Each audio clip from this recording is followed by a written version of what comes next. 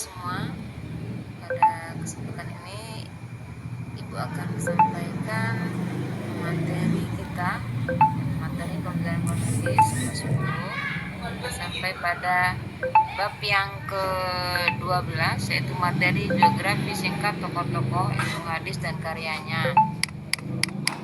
Pada materi ini, kompetensi dasar yang akan kita pelajari adalah: pertama, menghargai semangat dan karya tokoh-tokoh hadis sebagai hazanah intelektual Islam, mengamalkan sikap kritis dalam mempelajari tokoh-tokoh hadis dan kitabnya, kemudian menganalisis biografi tokoh hadis dan kitabnya, serta menyajikan hasil analisis biografi tokoh-tokoh hadis dan kitabnya. Kemudian tujuan pembelajaran sebagaimana yang ada di link buku yang kita Ibu share. Tujuan pembelajaran kita pada hal ini adalah setelah mempelajari materi ini, siswa dapat menghargai semangat dan karya tokoh-tokoh hadis sebagai hazanah intelektual Islam. Kemudian siswa dapat mengamalkan sikap kritis dalam mempelajari tokoh hadis dan kitabnya. Berikutnya, siswa setelah mempelajari materi ini dapat menganalisis biografi tokoh hadis dan kitabnya. Kemudian siswa dapat menyajikan hasil analisis biografi tokoh-tokoh hadis dan kitabnya. Pada materi kali ini akan sampaikan peta konsep yang berhubungan dengan materi biografi tokoh hadis dan karyanya. Pertama adalah Rasulullah, yang kedua sahabat, dan ketiga tabi'in. Rasulullah di sini sebagai sumber daripada hadis itu sendiri, sebagai narasumber awal untuk menyampaikan hadis kepada kita yang bisa dijadikan sebagai hujah atau landasan hukum. Dan yang kedua, ada istilah yang berhubungan dengan sahabat. Apa itu sahabat? Sahabat adalah orang yang bertemu dengan Rasulullah, hidup di zaman Rasulullah, bertatap muka, berwajah dengan Rasulullah, bermuasar dengan Rasulullah, dan beriman dengan Rasulullah, bahkan sampai beliau wafat, ya. Ketika Rasulullah masih hidup, sahabat ini berjumpa dengan Rasulullah, maka dia disebut dengan sahabat. Orang-orang yang bertemu dengan Rasulullah, beriman, bermuajah, itu disebut dengan sahabat. Kemudian ada istilah yang ketiga, yaitu tabi'in. Apa itu tabi'in? Tabi'in adalah pengikutnya sahabat. Artinya tabi'in ini tidak bertemu dengan Rasulullah, dia hanya bertemu kepada sahabat, ya, kepada orang yang dekat dengan Rasulullah ketika Rasulullah masih hidup. Jadi tabi'in ini terputus di sahabat, tidak bertemu dengan Rasulullah, maka disebut dengan pengikut sahabat.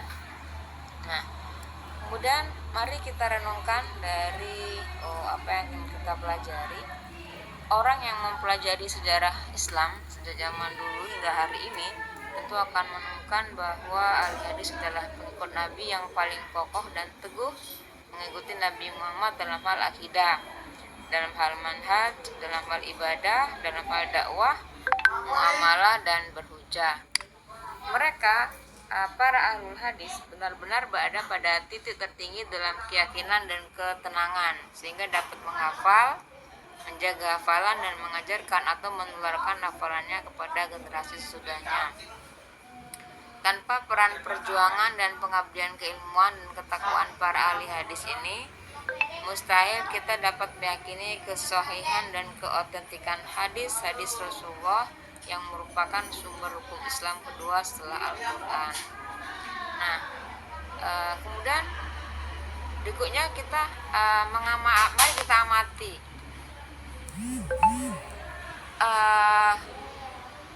dari pengamatan. Kalau kita lihat di keseharian orang-orang yang ada di sekitar kita, manakah yang bisa lebih dipercaya dan manakah yang lebih jujur? Tentu kita bisa membandingkan suatu berita yang sama apabila diceritakan oleh orang-orang yang berbeda. Maka begitulah gambaran kecil dari upaya para ulama memeriksa dan mengkodifikasikan hadis. Berikutnya kita akan menganalisis Bagaimana biografi singkat tokoh-tokoh ulama hadis. Yang pertama, tokoh hadis itu adalah Imam Malik. Beliau lahir tahun 93, wafat tahun 179 Hijriah. Riwayat singkat beliau,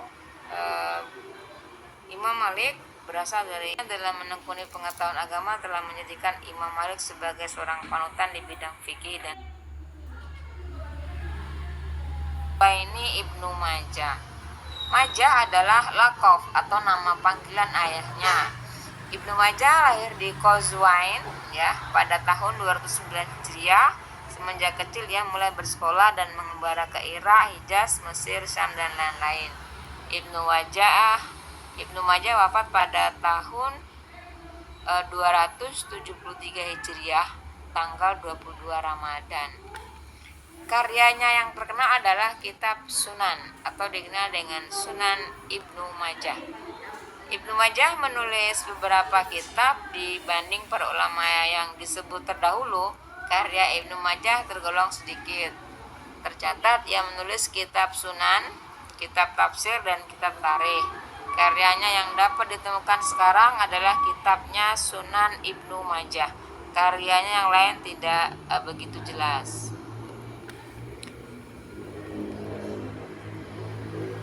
Demikian anak-anak apa yang bisa Ibu sampaikan. Diharapkan pada materi ini siswa memiliki perilaku kritis ya, dimana perilaku kritis yang diharapkan adalah kini setelah mempelajari mengenal tokoh biografi ahli hadis dan karya-karyanya, kita mengetahui bahwa tidak semua hadis adalah sahih. Kini kita mengerti bahwa para imam ahli hadis telah berjuang keras untuk meneliti kesahihan derajat hadis dan tingkatan-tingkatan lainnya. Semua dilakukan dengan kerja keras dan penuh dedikasi yang tinggi serta semangat mengabdi untuk menyelamatkan hadis-hadis Rasulullah. Tanpa perjuangan keras mereka dalam menelusuri dan membukukan derajat hadis, mungkin kini kita tidak bisa lagi mendapati hadis yang sahih karena susahnya manusia menjaga ketakwaan dan kehati-hatiannya. Sehingga andai tidak ditulis dan telah dibukukan dengan rapi, mungkin hadis sahih bisa menjadi dhaif atau setidaknya turun derajatnya bila sanadnya melalui para ulama di zaman sekarang tanpa terbukukan terlebih dahulu. Oleh karena itu, sudah seharusnya kita sebagai pembelajar ilmu hadis sangat menghargai dan mengapresiasi perjuangan para ulama hadis dengan berpegang teguh kepada Al-Quran dan hadis sebagai sumber hukum Islam. Kita juga semestinya melakukan ibadah dan bermuamalah dengan berpegang pada kedua sumber pokok hukum Islam tersebut. Demikianlah anak-anak yang bisa Ibu sampaikan penjelasan materi biografi tokoh hadis dan karya-karyanya. Silakan kembali kalian analisa untuk tugas di rumah ya, analisa kembali siapa saja tokoh-tokoh hadis dan apa saja karya-karyanya, serta kalian analisa lagi bagaimana biografi para tokoh ahli hadis tersebut. Demikian yang bisa Ibu sampaikan. Lebih dan kurangnya mohon maaf, semoga bermanfaat. Wassalamualaikum warahmatullahi wabarakatuh.